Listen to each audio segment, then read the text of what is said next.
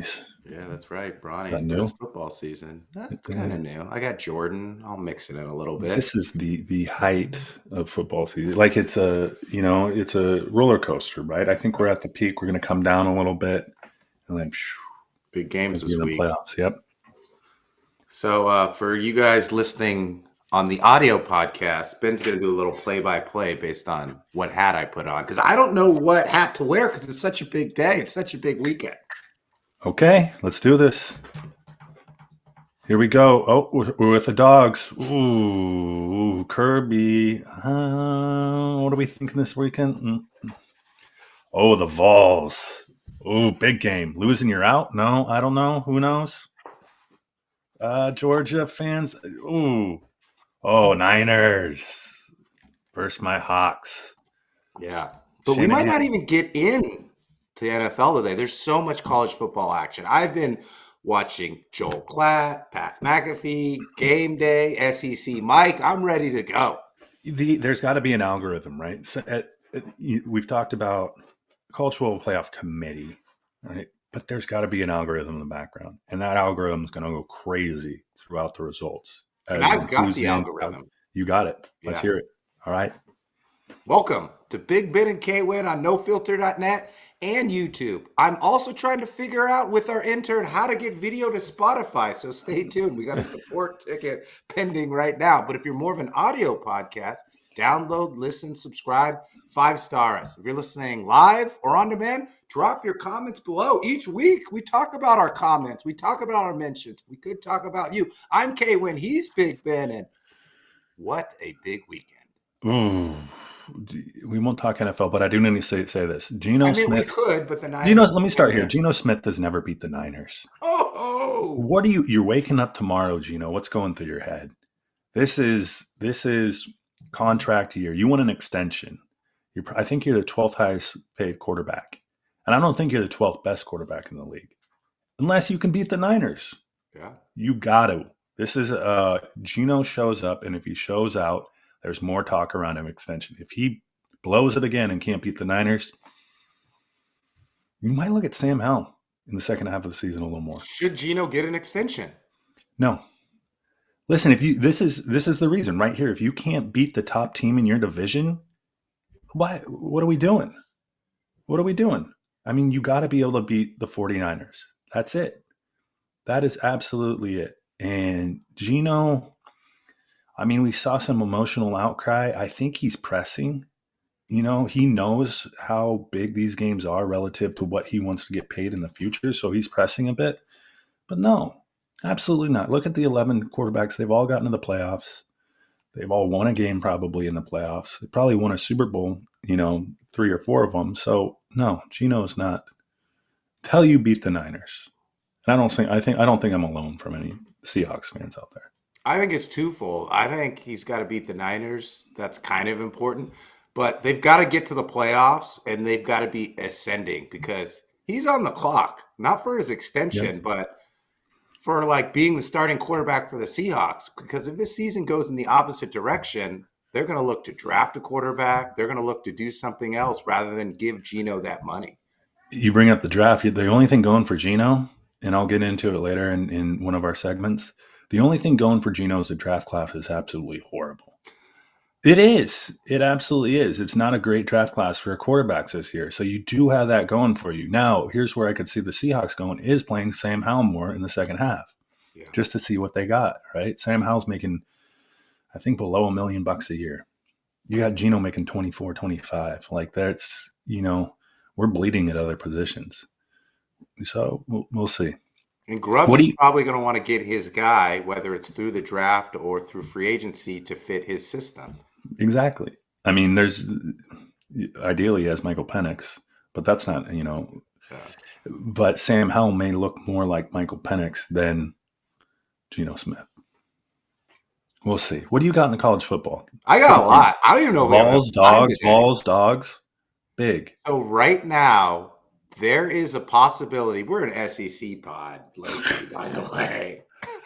There's a possibility for an 8-way tie for first place in the SEC. So 8 teams could finish at 6-2. Obviously, all of that depends on today's game, Georgia has to win. Some other things have to happen. Auburn has to win down the road, which is unlikely. But there are 8 teams in the hunt for the SEC title game, conference game. And if they win, you get an automatic bid. But here's what I want to break down for you. I Go. think realistically, we've been going back and forth. Only 4 SEC teams are going to get in. No, it's too early to determine that. You think that's a thought, right? As of right now, it could all I don't change. believe that. No, I don't believe that. You think it's more? Well, listen, I was listening to, I forget who it was, kind of looking at the Big Ten versus the SEC. Listen, these are the 2 dominant conferences. Top to bottom, the SEC is just fluid with, I mean, Missouri's 23. They were a top 10 team going in the season. Yeah. Like the strength of the SEC is just verbose. Like it's massive. Look at the Big Ten. They have Ohio State. We don't know about Indiana yet. Those 2 play each other this week. Oregon's Next still week. sitting next week, sitting at number 1. And then Penn State. That's it. Yeah. No one else in the top 25. Very top heavy. Right? So it's all relative. Like and the question I always have is if you throw an Indiana into the SEC, what do they look like? They look like Right? LSU. Right. And then you have teams like Ole Miss, who some people wrote off after 2 losses, still winning games, big games too. So I think there's a probability for 5. And I say that also because you look at the Power 5 conferences or the Boise States of the world. If you got to do that compare test too, what would Boise State look like in the SEC? Yeah. I mean, you have to, right? Because it's relative. Well, let me ask you this then. Is it the best teams will go to the college football playoff, or is it the best record? What is the committee going to reward? Exactly. Well, that's the algorithm, right? I mean, you used to be able to do a sniff test, more or less, common opponents on all that. And I think you'll be able to do that in the SEC. It's going to be tough in other conferences. Because look at the Big Ten. They might beat up on each other a bit, but it's so top heavy that you can't reward Indiana for beating Minnesota. That's just not it. You're going to get more leverage if you're Tennessee beating Auburn in Auburn than you are, Indiana getting Minnesota. So I think the strength of the conference up and down relative to the Big Ten means it's higher. There's a higher likelihood we could see 5 teams from the SEC get in. I'm with you, and I agree with you that the SEC is the best conference and significantly better than the Big Ten. However, we don't sit on the committee, and the way that the committee leans, I don't see how you could not put 4 teams in from the Big Ten. Because look, if Indiana loses in 2 weeks to Ohio State, and then they win somewhere this week, they're only going to have 1 loss, right? Penn State's only going to have 1 loss. Like, it's a bad top-heavy conference. Well, I guess, who would you rather have, a 1-loss Indiana or a 3-loss team like Georgia or Bama? Who's better deserving? Everyone knows the answer to that. Like, come on. Are you kidding me? Are you kidding me? Like, that's for eyeballs. You're gonna take Bama. For true intrigue, a 3-loss team potentially winning it, and like just the parody of it, hitting on streak. Listen, I'm not gonna. The Big Ten's a good conference. It's a good conference, but it's not a great conference like the SEC. Like, well, the problem is I think the Big Ten, don't at me, has 18 teams. Yeah. But only 4 good teams. The SEC Exactly. has 16 teams, but they have 8 great teams. So, like, you're playing against better competition in conference. You look at Indiana, the only team I think they've beat with a winning record is Nebraska.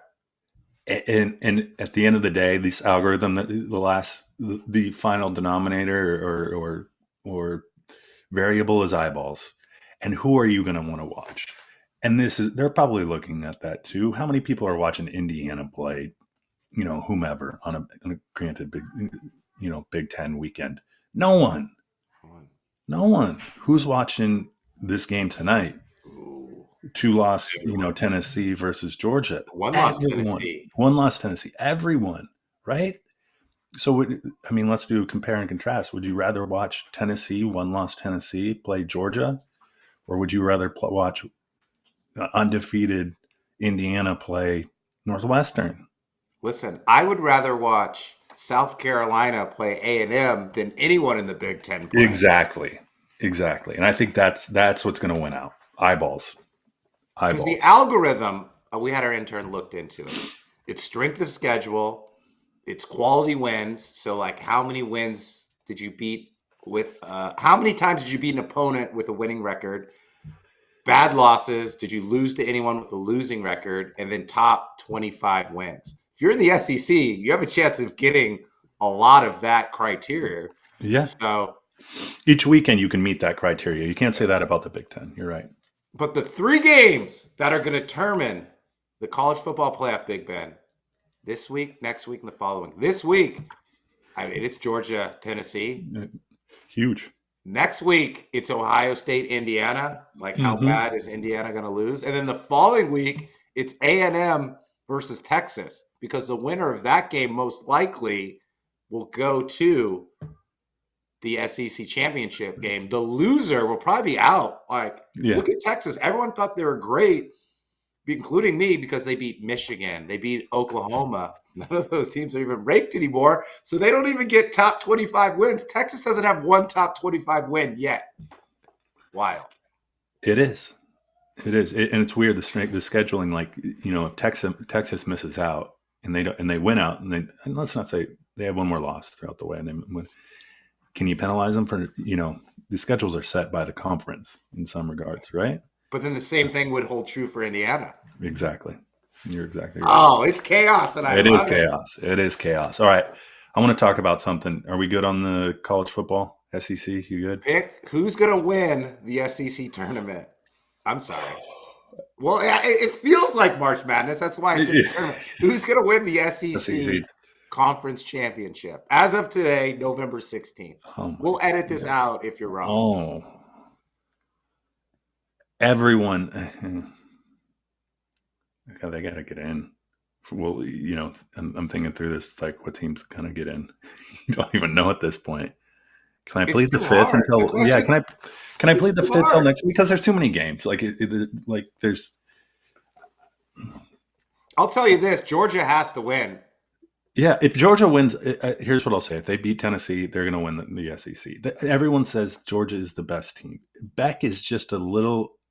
They got to get Beck's 7 head on straight. interceptions in like 4 They got to games. get his head on straight. Like, dude, you don't need to win the games for us. We got enough talent around you. Just do what you need to do. I think that's what they're probably telling him. Like, let's take back the playbook. We got enough athletes. We don't need you winning games for us. Just don't lose it. And that's what you've seen. He's lost games for him. Right? 7 interceptions. I think Georgia's the most talented team. I'll say that. I think Georgia's the most talented team.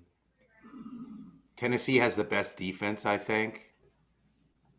Alabama, if they get clicking, I No, can't no. pick. I don't know. We have to Yeah. wait and see. I'll watch every week. I can't wait because we're an SEC pod. You got to get that Tennessee hat. It's interesting how Tennessee won the college baseball, and now all of a sudden you're able to wear that hat for college football. I like it. Love it. All Bring right, what do college you got for me? looks on you. I got NIL versus NFL. Ooh, Hear me out here. So I was listening to Mike Holmgren, old yeah, Mike Holmgren. The guy's smart. The guy's intelligent. Good football coach. Coached Brett Favre for a long time in Green Bay. He coached in Seattle for some time. Took him to a Super Bowl as well. He was on the radio and he got me thinking. He goes, "You look at a lot of these NFL quarterbacks, young NFL quarterbacks, struggling.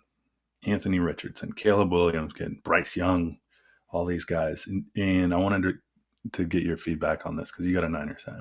yeah. So the struggles, if you look at A-Rich, he only played 24 games in college. Caleb Williams played 37.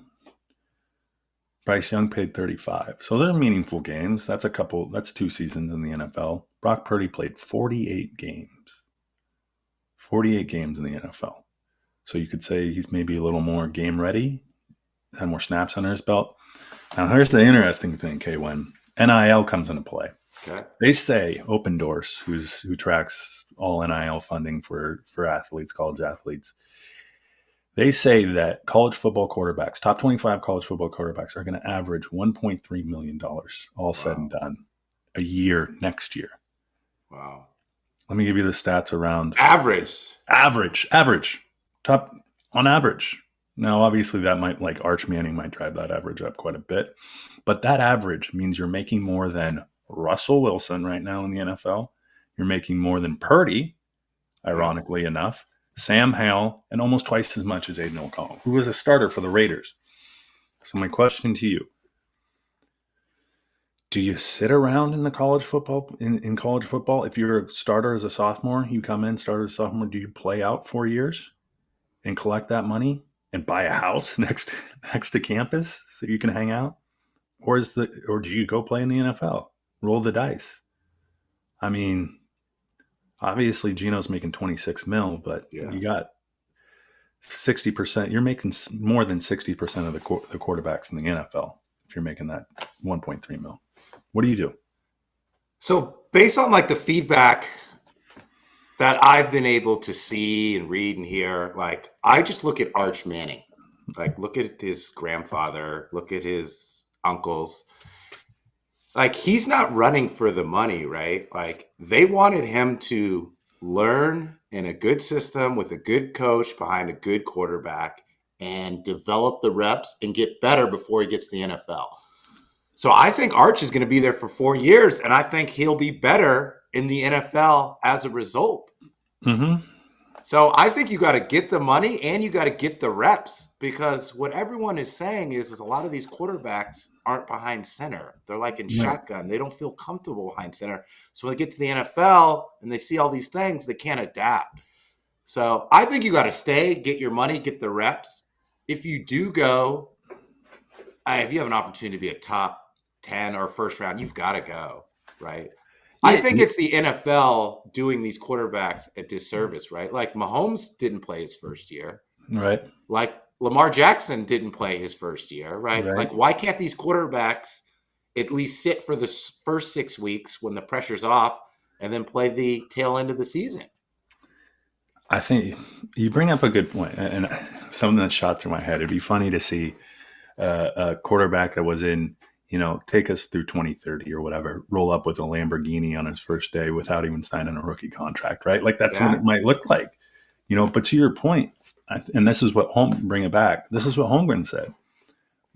More NFL, they're going to be harder evaluators on quarterbacks, and they might tie like, there might be almost a scouting process while they're in the college to try to, tell them what they, almost groom them beforehand, if you would, knowing that some of these guys are coming out.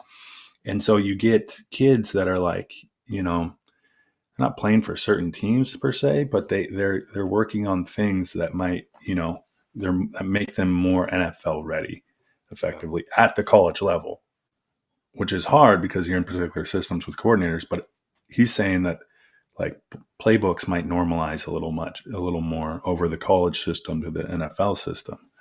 Um, and then subsequently, you're going to get quarterbacks wanting to come into systems, big time quarterbacks. But then also, if you're a quarterback and you got guys staying around for 3, 4, 5 years, like you better hit, you better go Yeah. somewhere. We've seen 5 stars just fizzle out. Like you better know where you're going, come out in the right time, because I mean, the top 25 quarterbacks are making 1.3. Can you imagine what 26 through nothing? Yeah. It's Goodillatch. So But you look at the quarterbacks, to bring it full circle, like you got Anthony Richardson struggling, Caleb Williams struggling, Bo Nix, he's actually looking pretty good, serviceable. serviceable. And so, like, I don't think all of it is on the quarterback. Some of it's on the system. Because if you look at CJ Stroud, like, unbelievable, right? But as soon as Joe Mixon went out, he didn't look as good. Yeah. Like, you Well, also yeah. need Nico a good Collins running gone. back. Stephon Diggs. Yeah. You need a system around them. But I never would have thought I would be saying Bo Nix in the same conversation with Caleb Williams and Anthony Richardson. Yeah.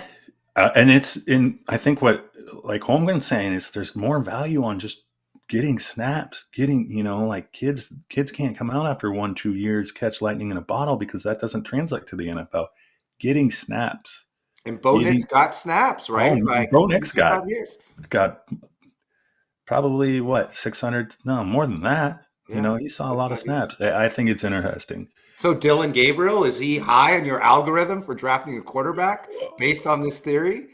I mean, there's going to be anomalies, right? But who would, if you were to look back and said of that draft class, Bo Nix would have a over 500 team and be in a pretty good spot. You just don't know. But I think what they're saying is relative experience is more than talent at the quarterback position, right? Guys can't get by with Bryce Young, Anthony Richardson. It's a different game in the NFL, right? Like, you have 4.4 speed. So does the linebacker sitting, Matt or mirroring you or whatever you want to say. But it's the speed to read progressions and routes and like check downs and timing. Like you're sped up so fast. That's why I like let these guys sit. Like, Yeah, see it, right? yeah, See it. I agree with you. I have one more thing for you on the let's NFL. hear it. Okay, so this gets glanced over. This comes across the wire not a lot, but yesterday Connor Williams, starting center for the Seahawks, retired at age 27. Yeah. One day, done, no longer playing. He was on a 1 year, $4 million deal. Right, so he's had some injuries in the past. They haven't really come out and said why or why he actually retired. But it brought me to one of the old Niners. You Patrick remember? Willis? No, Chris Borland. Oh yeah. Guy came out and kind of said, I'm not into it. I got more I want to do in my life rather than play football." And you're seeing, and this is kind of the thing that's never discussed, right? Concussions, CTE. Over a third of retired players say they have some sort of CTE symptoms. Tua's got a concussion away from having to sit out the rest of the season. You got Guardian caps. So my question to you, if you're Roger Goodell, is there a reason for concern again? And can you do anything? You can't stop the players from retiring. It's their own right, free will. But can you do anything to remedy the situation where my thought is you're one big player away from this thing kind of going haywire in terms of Yeah. For one big viability? hit, one big tackle. Pig Patrick Mahomes goes haywire. Who knows, right? Quarterbacks, do they want to play quarterback after seeing that? Could happen to them. Am I too much of like there's trouble for Goodell right around the corner, or is it this too will pass? I think there's trouble for the NFL around the corner. Like athletes are getting bigger, faster, stronger. It's turned more into a 7-on-7 flag football game. I think that they're going to have to bend the rules a little bit more. And I know it's tough to say because everyone likes the physicality of football, but when you look at people's health Yeah. and like their lifelong health mentally, I think they're going to have to keep changing and adjusting the rules to stay ahead. What would those rules be? Two-hand touch on the quarterback for a sack. You think so? I don't know. Maybe you can grab them, but you can't bring them down. I don't. I think that would be for both parties. Kind of what Would be like best. what you do in practice. Right. Yeah, I think that'd be best for both parties. I agree with you. Now, and then also, I think there has to be some sort of. I don't think we've seen it all as late. Like we don't see much head hunting, right? I think there's Yeah. some respect for both sides of the ball. Like you're not getting bigger contracts because you knock some guy out. There's no bounty being put on players. But to your point, there's got to be people watch for. We're still the old school kind of generational stuff. People watch to get. But at this point, I think what the tipping point is the players just saying it's not worth it. Like it's just not like 1 year, $4 million. Is that worth my health for the rest of my life? Yeah, not being able to walk later in life or not be able to mentally process things, forget things. Like, listen, we're all headed that way anyways. Right. We don't need to like Right. accelerate the timeline. And I could see like there's this, understanding of, hey, you've been blessed with, the skills that you have, the size of your body, the makeup, your ability to train, whatever it is. But also, I think you look at that like long term viability, families, and so forth. The NFL. I think there's a lot more ways to make money out there these days, and I think what you see NFL players is retire but live just a better life where the demand of or the probability of them getting knocked out and your life expectancy goes down by 10, 15 years. Yeah. Just in the vein of making a couple bucks isn't making good money, right? But if you're And not then making it's like it's your hips, it's your joints, it's like walking, running. Do you want to be able to play catch with your son or your right, daughter? Like it's just they compared it to like getting into a car accident every Sunday and you just do it over and over a yeah, 5, 6, 7 year period of time. That's got to wear on you. I don't know. Yeah, I think it's interesting because it's just not talked about, right? It's kind of Yeah. this we do things, but the safety of the league. But you're right; they got to do something to protect, especially the biggest assets in the game. That's those your top 15 quarterbacks, right? Yeah. And we'll see what the real kind of dialogue around Connor Williams retiring. But it's always those little points where people come in and retire, and it makes you think, like, Like what else is really going on? yeah, exactly, Right? right? Like if is there something like he was the center, right? And as you went and they've done specials around revisiting players that have gotten CTE, they say that the offensive and defensive linemen are the worst because they're just getting slapped in the head constantly, Every right? play. Every play. Just that's what they teach you. Smack the guy in the head and then Well, and look at the tush push, right? Like everyone loves it, brotherly shove, like, but they're banging helmets. yeah. I mean it's to me it's I don't know. I think there's some players were smart enough.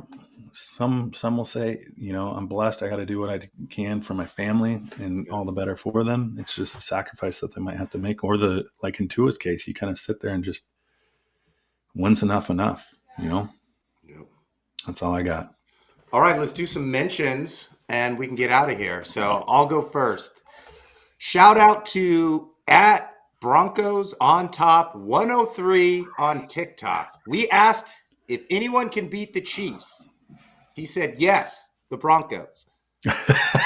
But he didn't wait for the final play when the field goal got blocked. So in theory, they can beat him for 3.5 quarters, but not a full Oh, game. when did he post that? Like right as they were about to make the kick? Yeah. That's great. All right, so I got at Mark Swain 365 every day, all day. Mark Swain 365. I like that. What I really want to. I think it should be. When you're going out and meeting someone, what's your Instagram handle or what's your? That tells a lot about you. Mark Swain 365. I think that's a pretty funny handle. All right, he had the Cooper Flagg scouting video. He said there's a lot of hype. All right, there's a lot of hype, and that comes from the two Team USA practice squad. I mean, he marveled some of those guys, but the pressure got to him with Kentucky in respect to the Kentucky game, and he's only 17. Yeah. That guy cannot probably get a Norelco NIL deal yet. Like he's still No, it's still pretty pretty young. young.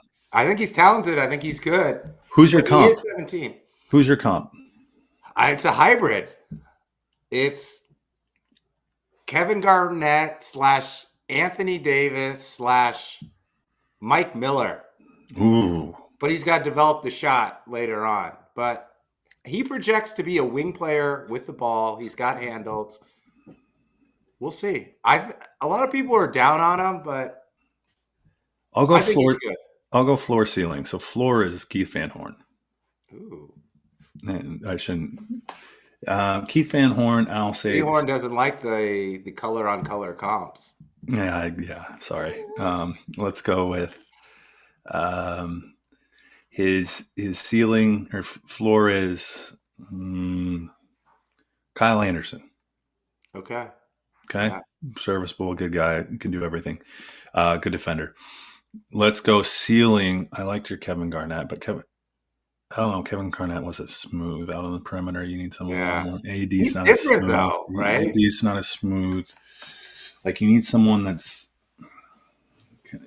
He's like a skinny Jokic. Like Yeah. I don't know a better way to put it. Like he's I pragmatic. would say he's a shorter Chet on the wing, right? There Like you go. Chet's more inside. Chet can shoot, but Chet doesn't have the handles like Cooper Flagg, and Flagg can also distribute better. I think he's gonna be good. Hey, we still got college football today. We do. Let's Should we go. get out of Get here? out of here. Yep. At Big At Ben. Yep. At Big Ben K Win _ on Threads, on Instagram, on X, on we're on YouTube, we're we're on everywhere. Spotify. Just look at Big Ben. Start there. At Big Ben K Win. At Big Ben, you'll find us. Make sure you comment, like, subscribe, tweet, or add us, whatever you want to do. We'll comment you on the podcast live here on No Filter Network. And we'll also hear us during your audio podcast. Who you got today? Let's leave it with this: Tennessee or Georgia. I'm going Georgia. I just told you the burnt orange looks good on you. I know. But Georgia has not lost a back-to-back game since 2016. They Yeah, see, the commenters jinx. You just jinxed them. Go Vols. until today. Go Balls.